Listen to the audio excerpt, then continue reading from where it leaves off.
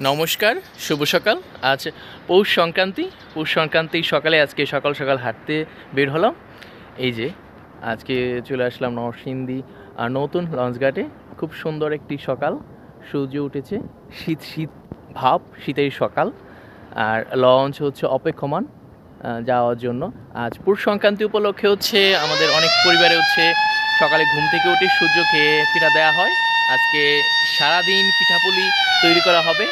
অনেক বাসায় হচ্ছে আজকে পিঠা তৈরি হবে।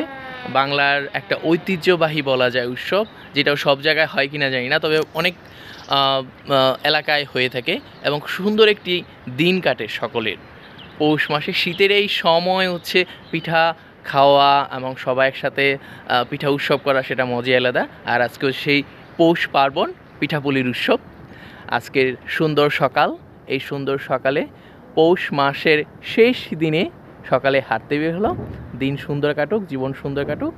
আপনিও হাঁটুন, সকালে ঘুম থেকে উঠুন, মাঝে মাঝে হাঁটুন।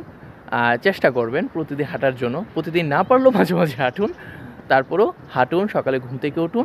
এই সুন্দর বাংলার প্রকৃতি উপভোগ করুন। ধন্যবাদ।